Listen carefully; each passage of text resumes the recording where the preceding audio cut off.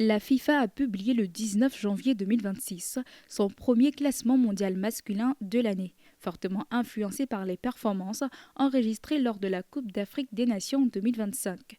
Ce nouveau tableau met en lumière de profondes évolutions au sein des sélections africaines. Certaines équipes enregistrent des progressions historiques, tandis que d'autres, comme le Bénin, restent stables. Il faut dire que la CAN 2025 a eu un impact très fort sur le classement FIFA des équipes africaines pour plusieurs raisons. D'abord, parce que la CAN est une compétition très importante aux yeux de la FIFA. Les matchs qui s'y jouent rapportent beaucoup de points, et surtout à partir des quarts de finale, des demi-finales et de la finale où l'enjeu est beaucoup plus important. Plus une équipe va loin dans le tournoi, plus elle gagne plus de points. Ensuite, il y a aussi le niveau des adversaires qu'il faut prendre en compte. À la CAN, les sélections africaines s'affrontent entre elles, souvent face à des équipes bien classées. Donc, quand une équipe bat un adversaire mieux positionné qu'elle, elle gagne encore plus de points. Et cela explique les grandes progressions observées après la compétition au niveau international.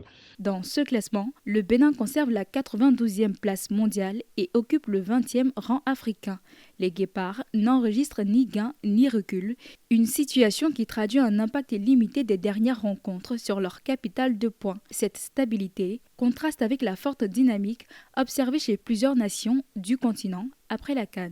Le classement actuel du Bénin montre donc surtout une difficulté à franchir un palier, à franchir un cap face aux sélections africaines qui sont en pleine progression. On a l'impression que le Bénin ne suit pas la courbe d'évolution du football africain.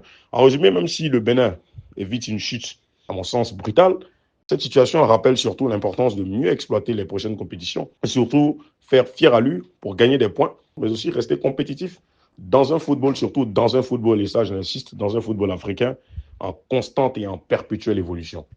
La Coupe d'Afrique des Nations a en revanche profondément redessiné la hiérarchie continentale et mondiale. Finaliste du tournoi, le Maroc grimpe à la 8e place mondiale et retrouve le top 10, tandis que le Sénégal, sacré champion, atteint la 12e position, un record historique.